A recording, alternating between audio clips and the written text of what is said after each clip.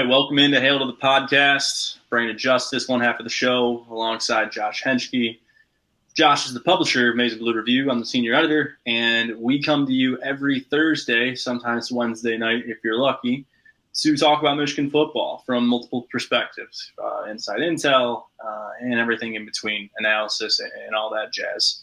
And then as we get into basketball season, we'll do the same. So thank you for joining us. This is our third week of the show. It's also the third week of the season, and like every year in college football, you blink and it's homecoming. You blink and it's week 8. You blink and it's Michigan State, and then you blink again and it's Michigan-Ohio State. So here we are, Michigan UConn. We're still very much so in the cupcake part of the schedule. Now more than ever for Michigan, I would say this is without a doubt the weakest conference schedule of the past 10, 15 years plus. So a rough one in that regard, but a smooth one in regards of Michigan and what they've been able to do with it. So, Josh, how are you doing? How's everything been going this week? I know it's kind of a slow one when we're talking about UConn and trying to come up with, interesting content that people want to consume about the Huskies and all that. So what's it been like this week, and how are you feeling? Yeah, it's been a slow week, which, it's typically never a bad thing when it's slow. Then there's no news is typically good news in this regard.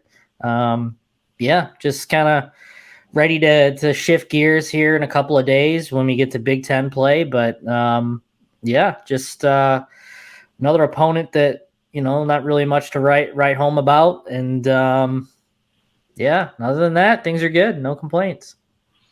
Talking about UConn, that's who Michigan will play this weekend. Fun fact for the kids at home, UConn is the third consecutive opponent for Michigan with a new head coach. It's also the third consecutive opponent for Michigan. That means all three of its non-conference schedule opponents had a 99th percentile transfer rate, meaning it's in the top 5 of the highest. So Colorado State, I think, had the highest, but Hawaii and UConn right behind them. So UConn is, we'll give them credit. They're the better of the three on paper so far. Granted, they played Central Connecticut State in their only victory. I believe that's who it was. Right? Yeah. So with UConn playing an in-state team, it's never a good thing when a team from Connecticut is playing an in-state team. So think about UConn's non-conference schedule. Like typically a school like that has like the hardest one, right? Like the most difficult. Think about Hawaii going from Vanderbilt to Western Kentucky to Michigan isn't so bad if it weren't for Michigan, right? UConn, a little bit different. Scheduling Central Connecticut State's like, all right, we need to get a win. We just need one win. So whoever was scheduling that obviously had that in mind. So, and it works because they do have a win. And then on top of that, their score differential is only -20, whereas Hawaii is like in 164 mark, and Colorado State's somewhere close to the century mark as well. So the better of the three, for what it's worth, albeit still a bottom 115 to 130-ish type of team probably. Josh, you wrote about where they ranked in every major statistical category on Maize and Blue Review earlier this week. And in looking at that, a few of the ones that stand out, points per game, UConn's only scoring close to 21 points per game. That's below 100th in the country. But the rushing yards are at 34th, so that's encouraging, averaging over 200 yards per game on the ground. And I think that when we get into mapping this out and previewing the game, I think that becomes interesting against Michigan's backup units. But offensive yards per game, still 104th despite that. Only 337 because they're only throwing the ball for 132 yards a game, which is 123rd out of 130. So we'll talk about the offense for a minute here, how it matches up versus Michigan's defense. And we'll start with Michigan's defense and what we've seen from them so far. We talked about it on Rise to the Victors on Monday. And if you guys don't listen to that, that's our roundtable show every week. But we briefly talked about how it's really hard to take away anything so far, given the opponents Michigan's faced and how rough these offenses have been. Now, granted, they did get a little bit of, variety in that Colorado State ran an air raid and Hawaii was running more of what I could gather, a more true spreadish type of offense, more so than just an air raid. Even though Colorado State's air raid really didn't look all that air raid to me at all anyway, but that's besides the point.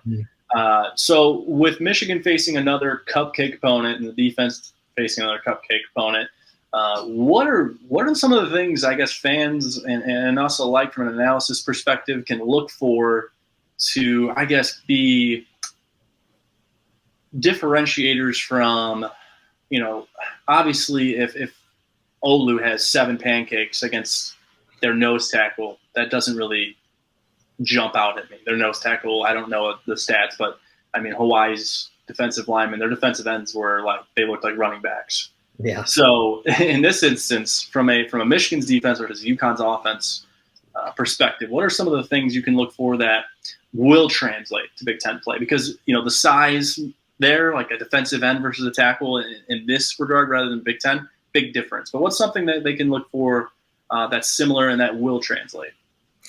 Yeah, I think, you mentioned the rushing stats for UConn. I think that's a pretty good test for, the defensive front linebackers as well. And even the defensive backs, because I don't think they're going to be as tested as much as they were maybe against Hawaii and the likes of, Colorado State, even though, tested is, a relative in terms of how they were tested. But I mean, it's they're going to want, that's kind of, when you break down what UConn's been able to do over the last 3 games, that's their bread and butter. Is the run. So if you take away the run game, you might as well take away their entire offense, because they're sure as heck not going to throw the ball, or if they do, it's not going to be a very prolific passing offense. So for me, I'd be really curious to see how the defensive front, how they get pressure, do the defensive ends get that pressure? Are they living in the backfield? Because they've shown that they can get pressure. I don't think Hawaii was the best indicator of what the defensive line could do, because they were just getting rid of the ball so fast, to get them away from them. So, this one might be, a good test to see if you can actually live in the backfield, because, they are not going to get the ball out fast. It's still a possibility if they throw, but again, they're going to try and rely on their running game and establish the run. And if you take that away, then it's going to be a very, very long day for UConn, even longer if they were going to have some sort of success. But for me, I'm thinking, this will be a really good opportunity for the front 7, the linebackers at 2 in particular, especially if they get to the, the second and third teams like they've been wanting to do these past couple of weeks. It'll be a good test for the young guys to, to figure some stuff out and get even more experience. Yeah, Michigan's run defense has always been high praise, right? Since Jim Harbaugh got here, I think that's something that Don Brown did extremely well when he was here, despite the falling out there not being as clean as you'd like it to be, given his kind of a stark fall off. So far through 2 games, though, Michigan's run defense only ranks 41st in the country, which I know 2 games is a small sample size, but. And not to mention, they're giving up 111 rushing yards per game. Like, I think Michigan sleeps fine at night knowing they've given up 111 rushing yards per game in games like that. And then you have to think about, how many of those yards are coming in garbage time and how many of them are when the starters are in. There's a lot of variables to where they're at. I think the relevancy in talking about where UConn stands in those same statistical categories, or even when we get into Big Ten play and you start talking about Maryland and Iowa, those are 2 teams, Iowa far more than Maryland, who have used their starters for the bulk of their games. I mean, Iowa's been in tight games all season. I mean, even in the opener. So those are, I think, categories you can look at and numbers you can look at and take things away. Whereas with Michigan, I mean, they've played their starters sometimes less than 2.5 quarters at a time, right? So definitely got to take that into account. So the passing defense, Jamon Green and Makari Page were available to the media this week. And they talked about, and so was Coach Clinkscale, the secondary coach. I know Jay Harbaugh's with the safeties, but Klink really works with corners and safeties alike. I know corners more than safeties, but you all get my point. But they were all 3 available to the media this week. And something that they really emphasized was getting the ball. They kept saying, we got to get the ball, we got to get the ball, we got to get the ball. And I think Michigan did a fantastic job in the first game causing turnovers against Colorado State. As we know, pick 6, as well as a scoop and score. Or no, it wasn't a pick 6, was it? It was just a pick. Yep. Yeah. So yeah, just a pick. But either way, scoop and score. So they've had a defensive touchdown, but last week didn't get the takeaway they were looking for, and they had a lot of opportunities too. And I think that's why They've really emphasized getting to the ball because right now they've only had the one game with a turnover so far. So in this game, it's a great opportunity to kind of right that ship because, and we don't mean to look ahead. I know Michigan football is not going to look ahead. Don't worry, we won't either.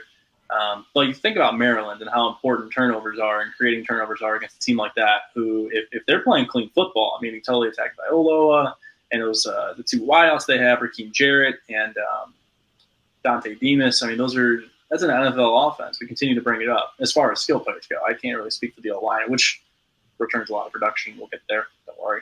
But it's important because I think you can lay a foundation in this game and build on that and roll it over into the next week because you're going to have to defend the pass against Maryland. Like, you're going to have to defend the hell out of the pass against Maryland. Yeah. And they're going to – I get Michigan's offense is potent and exciting and it's not sexy because JJ's in it and everyone thinks it's going to be this big play circus and it's kind of like Speed and Space is finally coming alive and yada, yada, yada. All those narratives are true, but what's also true is that Maryland's really good and their offense is really good. And Totally Attacked by Loa might be the most accurate passer in America. So getting the opportunities they had against Hawaii last week and dropping them, you think about Jamon. I think he had like maybe one where he almost had to pick. Makari had like two. I think there was a couple other ones. I think DJ was in on one of them. They had like 2 or 3 different instances where they should have picked it off and didn't. And I know at the end of the day, like, fans are just like, hey, deflections are more important than interceptions. But Clinkscale said otherwise. Coach Klink said in his presser he wants picks. So if Michigan can get picks this week and build on that and carry that over to Maryland, it's pretty integral, I think, to turning that game into like hey, we're for real. This defense is for real. Because we're not going to know anything about it until that game, and we'll know a whole lot about it after that game based on how they counter Maryland's attack. So I guess, what do you think is the importance of building on this week and using this week as a stepping stone into Big Ten play? Yeah, I think you want to finish the non-conference strong. I think you want to obviously have momentum, with in some sort heading into Big Ten play. Again, I don't know what you can kind of glean from these 3 weeks, if anything, but I think you'll start to see, what Michigan is, because you start to get tendencies after a couple of weeks. So, does Michigan turn into a completely different football team once Big Ten season starts? It's possible. I don't think they really want to show their hand too early and have stuff on tape that, teams can look back to and identify. But I think the importance of this weekend is to, finish strong, stay healthy, and just build on what you're trying to work on. We've heard it all week from players and coaches that there's plenty to work on, and you've mentioned the interceptions as being part of that, and that's if your worst fear is that you need more interceptions, that's when you're starting to get a little bit nitpicky. But Michigan's had opportunities to intercept it, some easier opportunities than others, and they haven't capitalized. And those turnovers late in the year can, be the difference between life or death in Big Ten and college football playoff contention. So, the better teams capitalize on those turnover opportunities, and it's good to start to create good habits as the defense or as the year goes on. And, I think that's part of it. I know Michigan wants to, kind of fix some of their offensive line issues. Harbaugh has stated a couple of, the last couple of weeks that there's been a little bit of leakage issues, and there has. JJ hasn't been sacked yet, but, Cade's been sacked multiple times. Their rushing numbers are fine, but could be better because they're letting up some pressure. So that's another thing they have to work on. And again, that takes time, and that takes time on task. Even the most experienced offensive linemen need to work together and kind of reestablish that connection that you had later down the line. So it's going to take time. And, you can point to, them not necessarily having full games worth of experience to do that. And that's fine.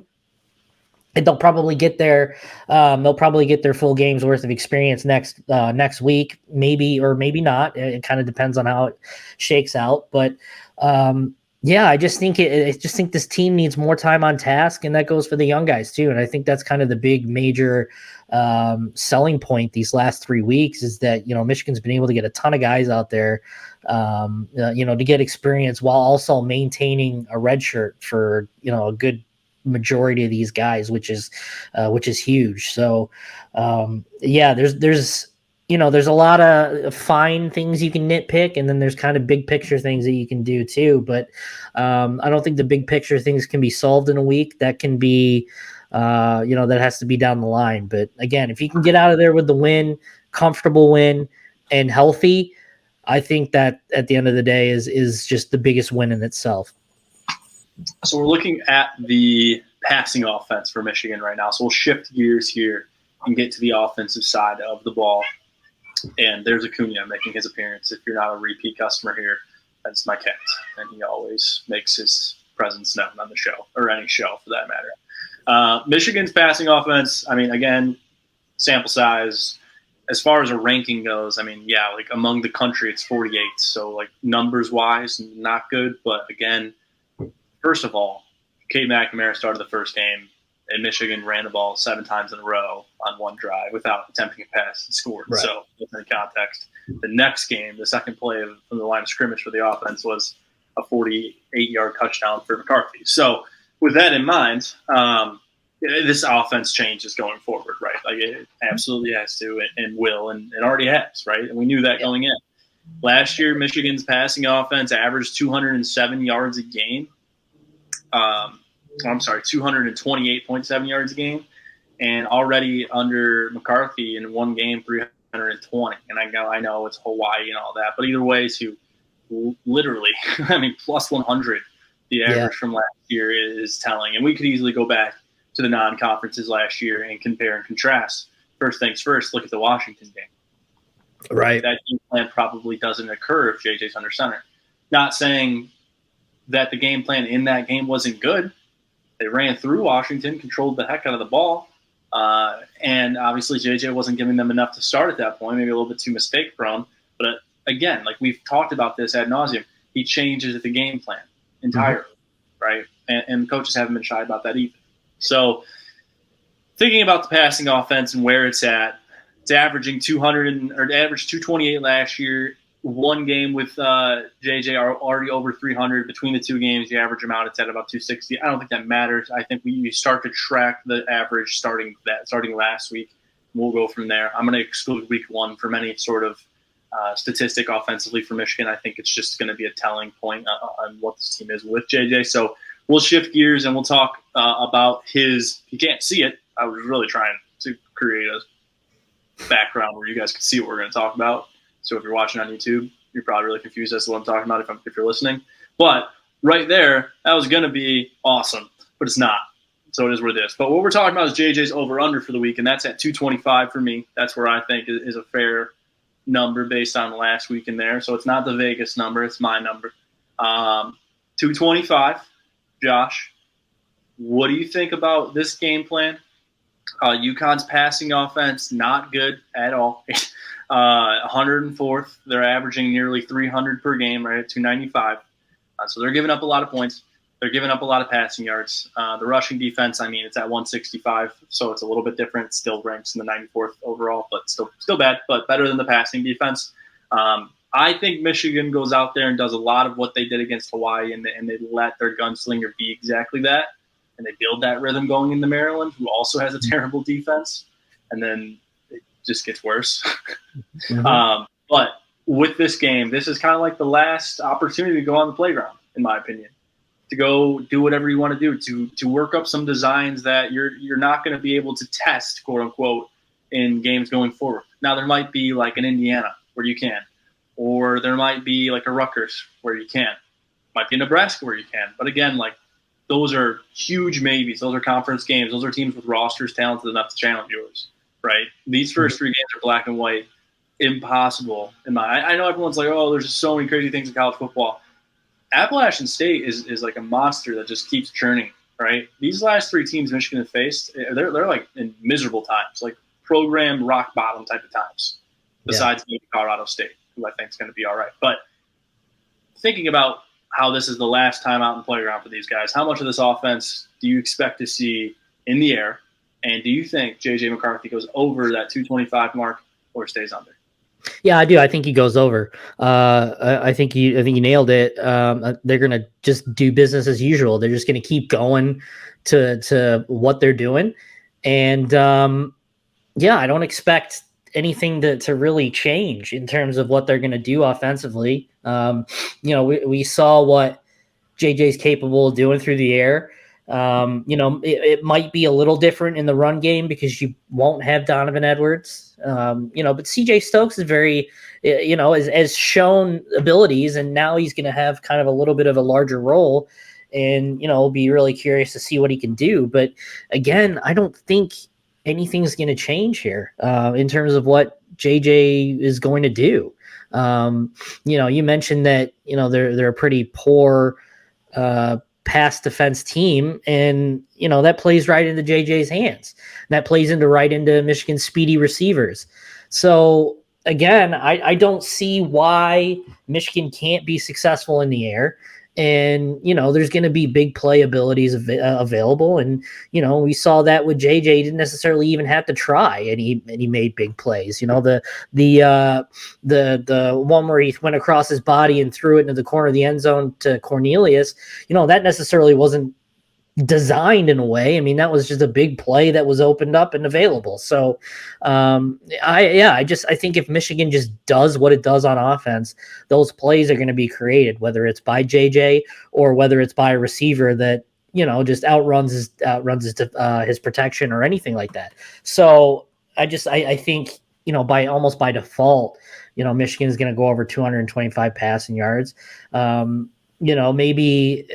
Maybe JJ comes up short, and then a guy like Davis Warren comes in and finishes the rest. But I think 225 is a pretty fair number to give for a team that's coming in, trying to button things up before Big Ten play. And again, they're just UConn's not very good, so I feel like there's going to be a lot of big plays available. So, if they can hit on those big plays more often than not, I think they're going to get there. Not necessarily without trying, but they're going to get there. Mostly organically. So I'm looking up the number right now for JJ in Vegas, just to do a little compare and contrast, and also get a look into what it is, but. College props are interesting. They're always faulty and rare and hard to find. I think you're absolutely right. I think everyone can agree on what this is set up to be. And I think in the past, when we talked about Michigan football, especially in the Harbaugh era, we always had an idea of what was, I guess, sometimes obvious to do against bad teams, and they just refused to do it. And I've really found myself close to asking this question in a press conference, but not wanting to be the guy that asks it. But Harbaugh used to not play to the strength and weaknesses of the opponent and scheme against it. It used to just strictly be who Michigan was, and that was it. Every game plan was a variation of the game plan before, and it almost always had way more to do with Michigan's strengths than it did with the opponent's weaknesses. And a lot of times it was forced. A lot of times it was, I know a lot of people remember when Michigan used to run the ball without hesitation, and it didn't work at all. Mm-hmm. We saw a lot of things forced in the early years here of the Harbaugh era. But one thing that we haven't seen forced is the last 2 years and the game planning the last 2 years. And I think Matt Weiss has a lot to do with that. I think Sharon Moore has a lot to do with that. More than anything, though, I mean, it's all Harbaugh, right? At the end of the day, he's the one who signs and notarizes it all, and his thinking must have changed a little bit, because the game planning is far more okay, what do they not do well? Because what did we see against Washington last year, and what did we see against Iowa last year, and why were they so polar opposite? Well, Iowa's defense was this rushing defense machine that was going to stack the box and be able to handle Michigan up front because of the strength that they had. They had nowhere near the athleticism to keep up with the Blake Corums and the Donovan Edwardses and the Roman Wilsons of the world, and that's why you saw guys like that shine in that game, in my opinion. Whereas against Washington, Michigan just wanted to maul them and knew they could and did exactly that. So, anywho, in looking at McCarthy's line for the game, there's just not a whole lot out there. I was trying to do a little compare, but it looks like I have the only J.J. McCarthy prop. I should start book. So we'll move on from McCarthy. We'll shift gears here. And UConn is running a multiple scheme, like a 3-4, 3-3-5 front. Regardless, that means there's always going to be a three-man front. And that might be troublesome. I can't even speak English right now. I've spent the last 2 days building things and thinking I'm Bob the Builder when it's all like an instruction-based thing that should be elementary for someone my age, but it's not. So, but the three-man front, Michigan should be able to counter well, I think, in the run game because the agility of their offensive linemen to get to the second level should play into their favor in this game. I don't think UConn's seen that yet so far. I still believe, regardless of the numbers and the injuries and the hiccups, still believe Michigan has, without a doubt, one of the three best offensive lines in the country, and UConn's not going to see that again this year. They get NC State next week, but they're just not going to see it. So I think that's why the run game is going to do a lot better than people are expecting it to do because of Donovan Edwards being out. I think you make a good point. CJ Stokes is a lot better than people think, especially as a freshman. And then on top of that, I think Blake is kind of waiting for his moment. Like, we know who Blake is as a person. We know who he is as a player. And he's been patient these first two games. But I think Saturday is really a big day for him because I think UConn is going to be so focused on the pass. And I think that three-man front plays into his favor with the line that he has in front of him. So I think Blake has the better game on Saturday compared to anybody else, quite honestly, at least right now. Right? No, as far as that doesn't mean that JJ can't go out there and throw 250 by any means. In fact, I'm taking the over. I forgot to answer that question, but yeah, I'm taking the over there for sure, just because of the matchup. And I think the first half is going to be very reminiscent of last week's first half. So that's where I'm at with the offensive and defensive matchup. Again, guys, like at the end of the day, this is just a team that Michigan should maul through. There's not a whole lot to preview. We could go position by position, but like, who wants to hear the same thing every time? Michigan is better. Michigan is deeper. Michigan is more talented. Michigan is more skilled. Michigan is faster. Michigan is stronger. Like, it is what it is, right? So we can move on from that. All right. So here's another over-under for you guys, another rapid fire. The defense, over and under 3.5 sacks. I went to 3.5 because it's the average between the first week and the second week. Week 1, they had 7. Week 2, they had 1, I think, right? 1. So with that in mind, I figured 4 felt like an even deal. As far as the offensive line that they're up against, I mean, it hasn't given UConn much of a chance offensively. They only had 14 points last week against Syracuse. And, I mean, Syracuse, like, murdered them, like 42-14. And that was UConn coming off of a win. So it's one of those things where UConn is, even if you would think they would find a rhythm to go and get beat around by by Syracuse the way that they did, kind of says enough about where they're at offensively. I'm trying to see here where the sacks are at for UConn while we're sitting here. At radio, a lesser man would have prepared. So their quarterback's only getting sacked 1 time per game. He's been sacked twice total on the season. So that says enough about the all-line. Again, Central Connecticut State is one of those opponents. The other 2 are Utah State and Syracuse. Michigan's the best defensive front that UConn's going to see. So as far as over-under, I'll take the over just because I think Michigan's pass rush is probably hungry coming off of the week they had last week. And again, like the reason they had that week last week was so many quick releases from Hawaii. I mean, they were just snapping it and getting rid of it as quickly as they could. And the sacrifice they were making in doing that was the accuracies of the throws, and that's why there were so many nearly picked off balls. So if teams continue to go quick release because they can't handle the pressure Michigan brought in game 1 against Colorado State, and they continue to go quick release, then the sack numbers might stay down. But that doesn't mean the pass rush rate's low. It just means teams are countering it by getting rid of it quicker. And that's interesting because I do wonder what happens when that occurs because against a better team. Because Michigan really feasted their pass defense, their coverage, really feasts off the pass rush like any other team, right? Any other team that runs the scheme that Michigan runs or in general, a good pass rush is going to help your secondary. That's the whole point of defense, right? So without Hutch and Ojabo, I was really interested to see how the pass defense, it's very skilled room. I mean, DJ Turner, Jamon Green, and Mike Sanderson are that's the best cornerback room I think they've had under Harbaugh. The only one I think that can come close to it would be Jordan. Actually, would probably be better, I should say. It's not better than Jordan, David Long, and Channing Stribling, but it's still a really good room in my opinion. So I just wonder how they handle the quick passes, if they're going to keep things in front of them and allow things underneath, or if they're going to jam and try to play the man. And I think that's what we saw last week. Was a lot of the jam, a lot of the man stuff, and trusting their guys on the island.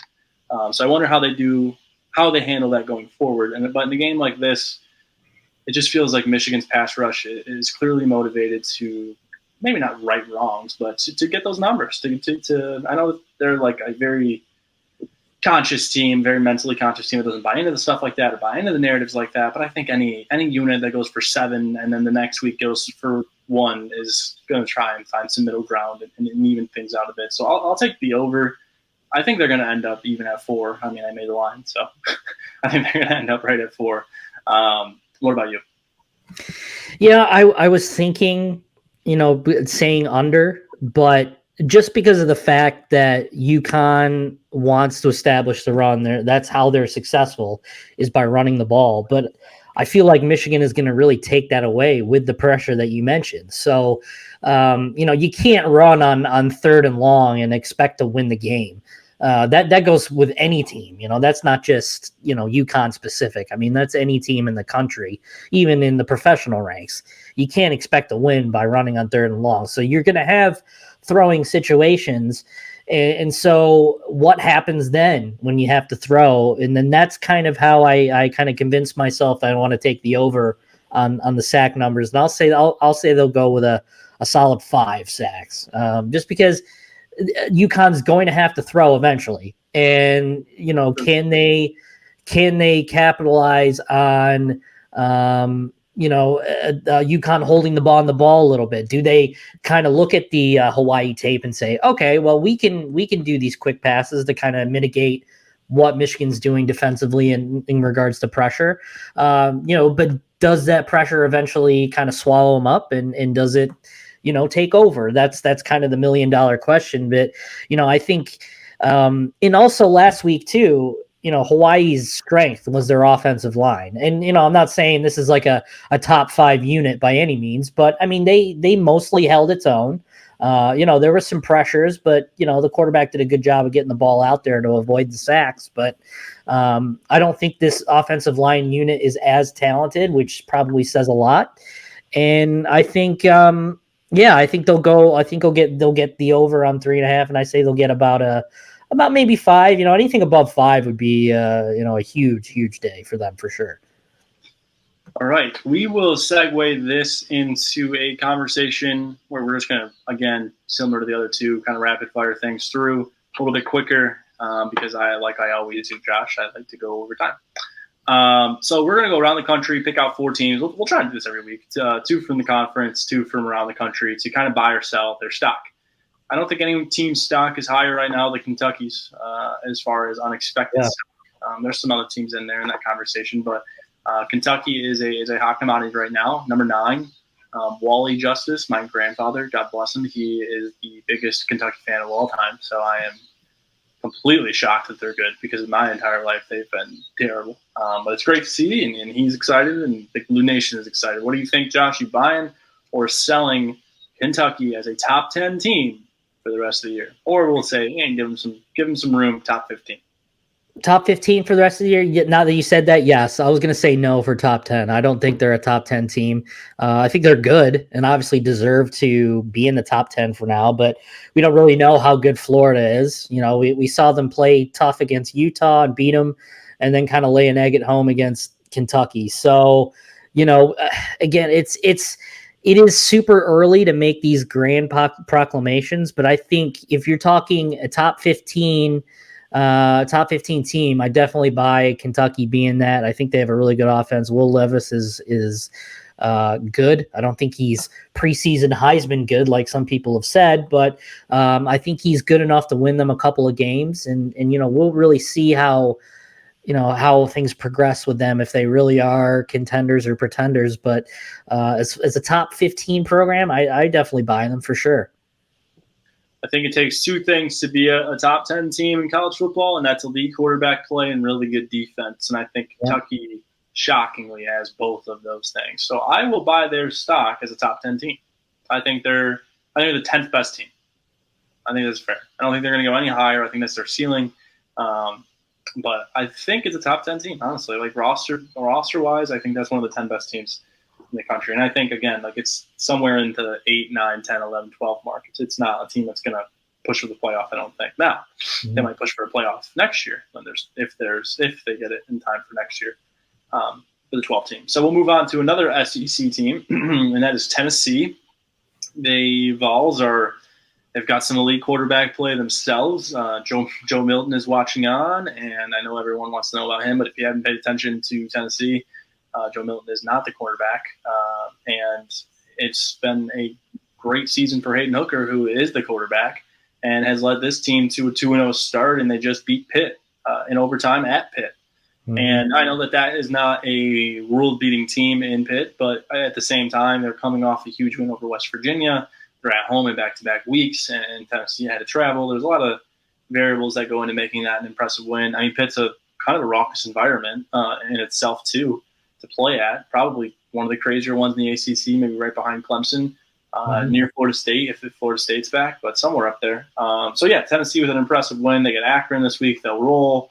And then they get Florida, where we'll learn a little bit more. They have a gauntlet. They go from Florida to LSU to Bama, and then they get Tennessee Martin with no Iabi and Noma, so won't be much of a game there, right? So before they go into their gauntlet, Tennessee, we're going to learn a lot about them over the next few weeks. But as of right now, where you have a Tennessee, Josh, buying or selling as a top 10 team? I guess I'm buying. I don't really have a I guess I would make more of a conscious effort to kind of decide on that once they play Florida.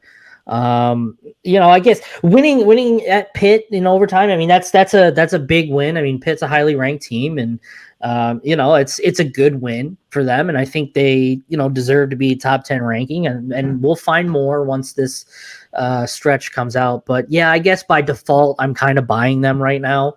Again, I may or may not change my mind here down the road, but just by the area of work of what they've given, I think you'd have to buy them right now.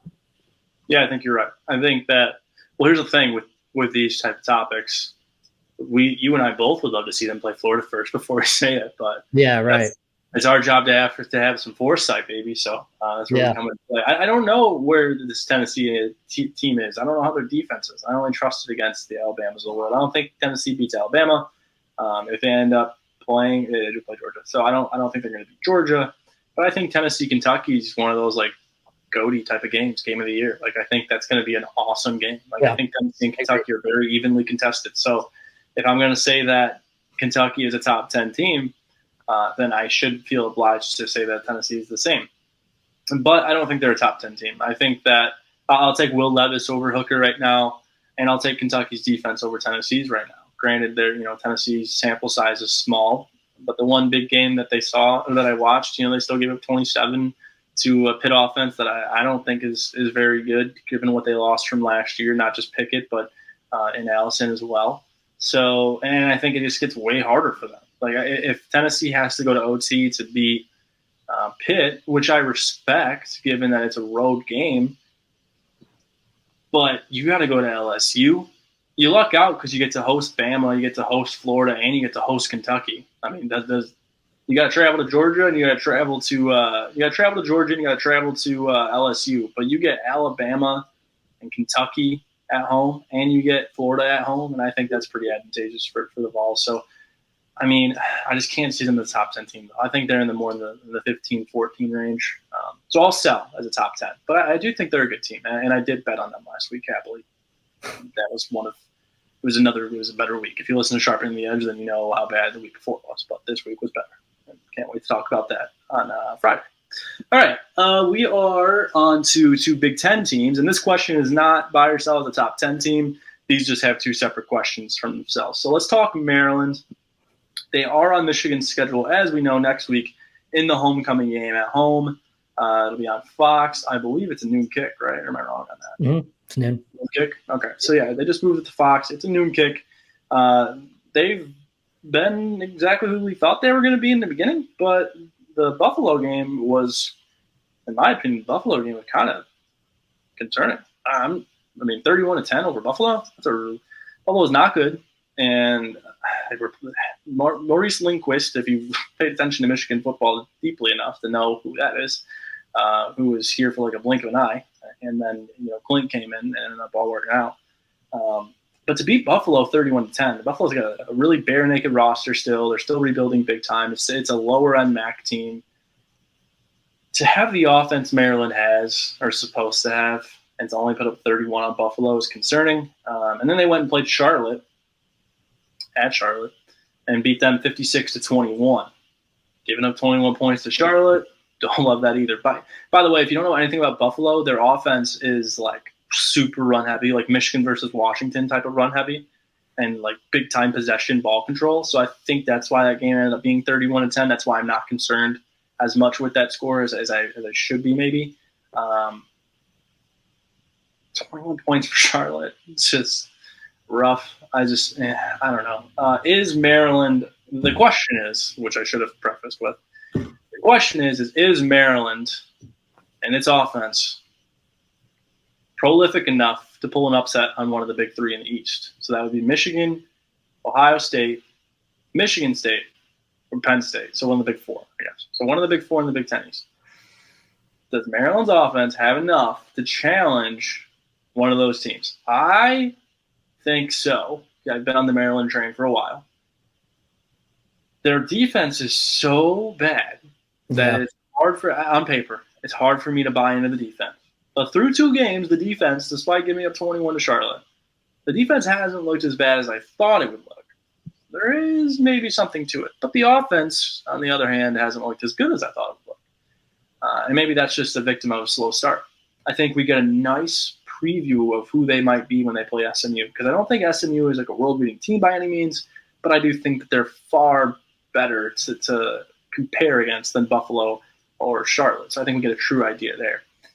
But this is a team, Maryland, to me, that is like, it's like trading options, if anyone's familiar with stock trading. It's like trading options. It's so volatile. I think you're either going to get a team that shows up and beats Penn State or beats Michigan State, or you get a team that's going to get absolutely ran through by all four of those teams. I don't think there's an in-between for this team. I think they show up as one or the other, which is kind of par for the course in the Locksley era for them so far.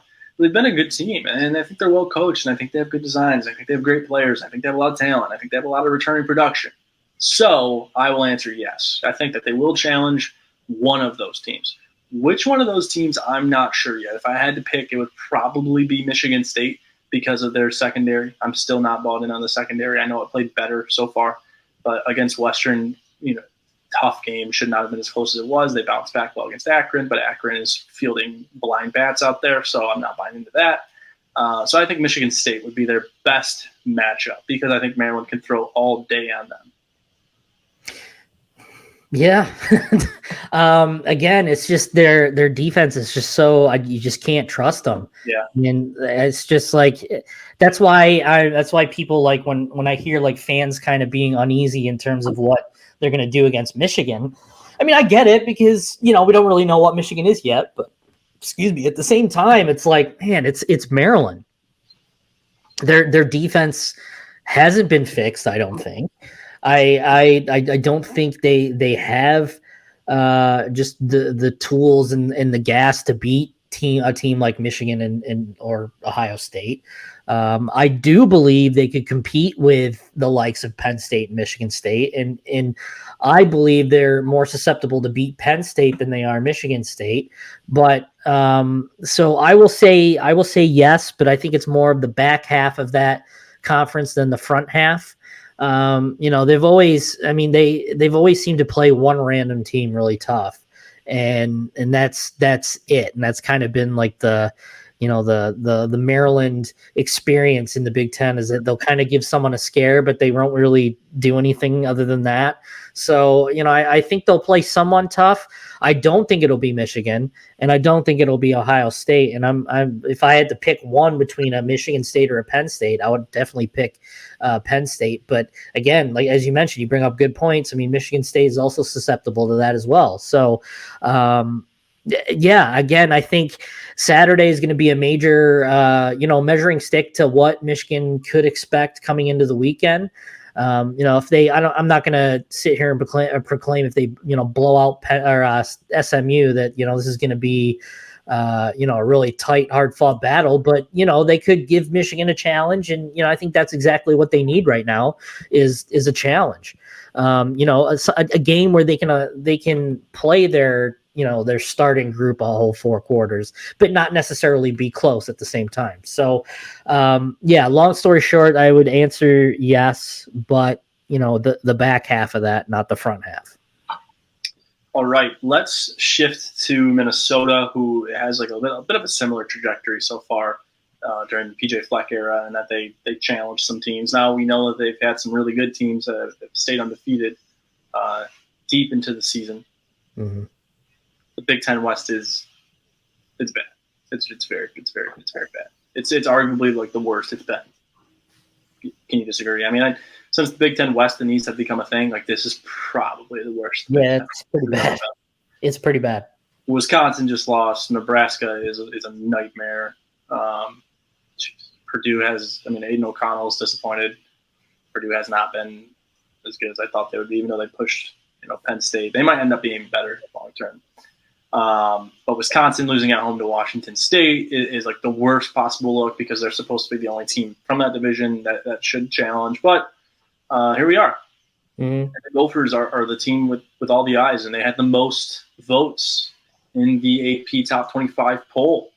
So I want to buy or sell Minnesota a top 25 team, and will they win the West? And I know deciding if they're going to win their division is extremely difficult right now.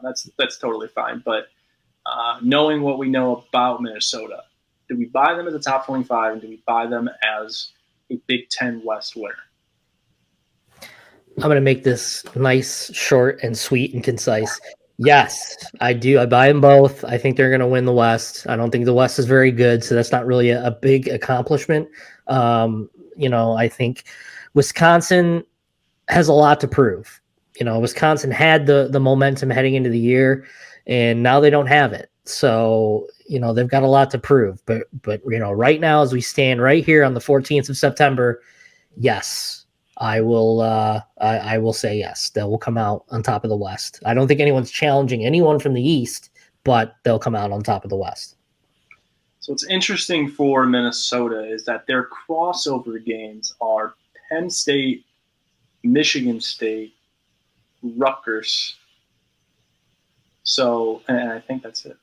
Yeah. So Penn State, Michigan State, and Rutgers. Those are their crossovers. Those are tough crossovers, right? Yeah. Penn State and Michigan State are 2 games that are extremely difficult to win. And I think Minnesota's lucked out in the past with their success because they've had an easy crossover season. Yep. Where they get like a Rutgers and they get, Maryland in a down year, right? And I don't think that's going to happen this year. I mean, this year with Penn State and Michigan State in the schedule, those are 2 games I don't see them winning right now. Maybe 1. I think they might win 1. I think I might go out on a limb and say they'll win 1 of them. Problem is you get Iowa and Wisconsin in Game 11 and Game 12. You're hosting Iowa, so Minnesota hosts Iowa. We're all out on Iowa right now. I don't think there's a human being out there that's like encouraging about Iowa right now. Yeah. So forget that game. I'm concerned with Wisconsin because it's at Wisconsin. And, what concerns me about Wisconsin in regards to Minnesota is that Wisconsin got its blip out of the way before conference play.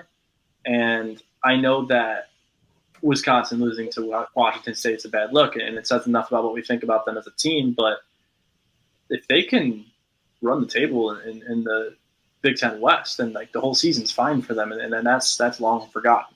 And I think that's the challenge of analyzing college football is being able to see that long term and understand it because it's so cyclical. We see it every year, right? And I think with Wisconsin, that's kind of where they're at. is they're that team. They're always that team that like they always have one bad game, like really bad, whatever it may be, against a bad team. Like when they lost to Illinois a couple of years ago, for instance. So, but this team just there's so much continuity at Wisconsin between Paul Chryst and all the way down to the bottom. There's so much continuity there. I think that's a team that puts together. I think it's a program that puts together. So I won't buy Minnesota because I'm still going to buy Wisconsin, which is probably a mistake. But still high on Minnesota by all means. I just don't love that they have to play Penn State, Michigan State, Iowa, and Wisconsin. That's a gauntlet in my opinion. Mm-hmm. That's like playing in the East, essentially. You just get to not worry about – I mean, no, it's not like playing in the East because you got to play Michigan, Ohio State. They're both unequivocally better than the two aforementioned teams. But playing Iowa, Wisconsin, Penn State, and Michigan State in an average year is a bit different than this year. Iowa way down. Wisconsin not as fearsome as the other two, Michigan, Ohio State. But still a tough schedule. It's still tough to buy into it with Minnesota being that consistent. Well, all right, well, let's wrap this up here.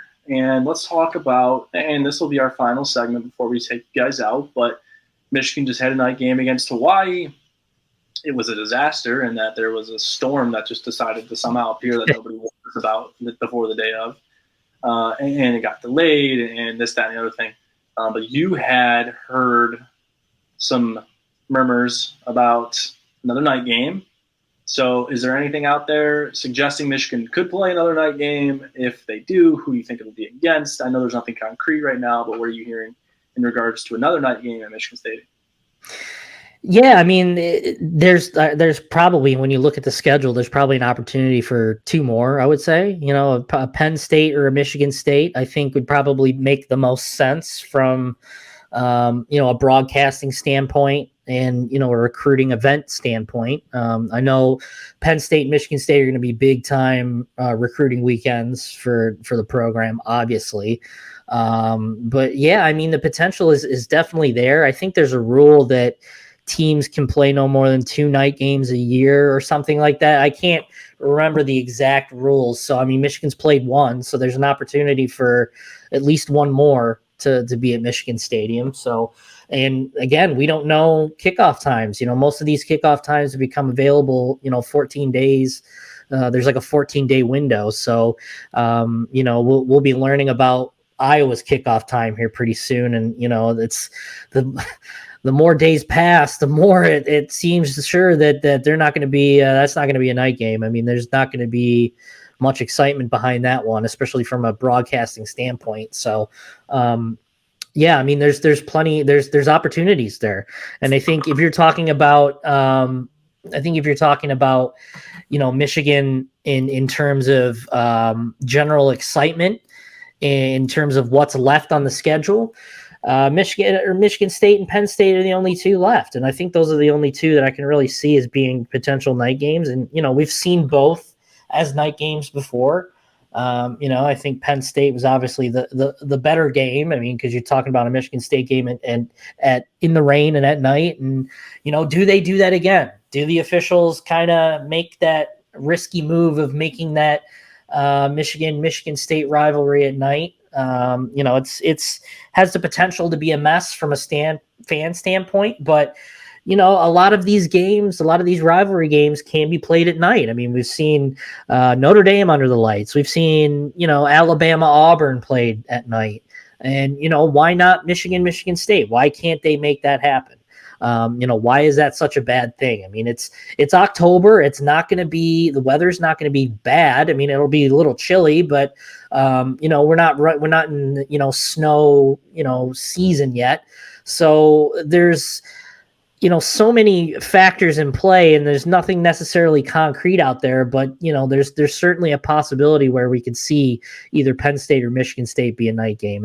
And personally, I would like to see Michigan State be a night game just for, the excitement and having it be at noon. I mean, it's fine. I mean, both teams will be highly ranked, but I think it kind of takes away from the excitement a little bit and kind of takes away from, what could be a really, huge atmosphere if they make it at night. So ultimately we'll see what happens, but, I mean, we'll see. I mean, there's definitely opportunities there. So should be interesting here in the next couple of weeks. Selfishly, I hope they're is never a night game again. Covering night games is the worst. But from an entertainment standpoint, and from the glitz and the glamour and the pageantry of it all, of course, night games are college football is meant to be played at noon, in my opinion. That's just me. But night games are great, and I think that there's pageantry to them. I just think that they need to be few and far in between. And I think scheduling one for Hawaii was silly. Well, I mean, they kind of did Hawaii a favor there by making it a night game because of the time difference. But yeah, I know, I get what you mean. But they kind of funny because they started it at noon in 2016. Yeah, right. Where was the common courtesy there? But whatever. Hey, semantics. So, all right. Well, with that being said, that's the end of the show. We went way longer than we planned to, but it was great. It's fun to find topics outside of UConn to talk about. What are you buying? What are you selling based on what we talked about? Leave us a comment. If you have, please leave us a 5-star review on the channel. Again, all of our shows cast on the channel. So if you are trying to leave a review for a single show, you can't. You got to leave it for the whole network, which is great because it puts it all into one and lumps it all into one. And in my opinion, every show is as good as the next one. I hope you feel the same. Go ahead and give us a 5-star review. It's definitely important for us. So if you support the show, if you support the site, please do so. We appreciate it. And of course, if you enjoy it and it deserves it, then great. And if it doesn't, then let us know why, and we'll make sure to do a better job and earn you back. So with all of that in mind, be sure to follow us on social media at Michigan Rivals on Twitter, Maize and Blue Review on Instagram and TikTok. And then be sure to subscribe to the site, michigan.rivals.com. Come join our exclusive community, the Den. So many things going on during the season. I mean, from intel to interaction and everything in between. It's just a perfect spot to be if you're a college football fan, especially so if you're a Michigan fan. So we will, as a show, as Hail to the Podcast, talk to you guys next Thursday. However, we've got the gambling show, Sharpening the Edge, coming out on Friday. So if you're into sports betting, check in for that tomorrow. And then Dennis Fithian will be in for his live show tomorrow, as well as his post-game show on Saturday. If you want to immediately find out reactions to the Michigan game, every Saturday we host a live show hosted by Dennis Fithian on our YouTube channel, Maize and Blue Review. And it goes on as soon as kickoff ends. We bring on different members of the site, and then fans can go in there and interact, comment, ask questions. It's a great place to be after the game, whether you want to air out some feelings, ask some questions or whatever, or find out some analysis, whatever it may be. So we look forward to hearing from you guys, talking to you guys. Be sure to follow us everywhere. For Josh Henschke, for Maize and Blue Review, I am Brandon Justice. This has been Hail to the Podcast, and we'll talk to you guys next week.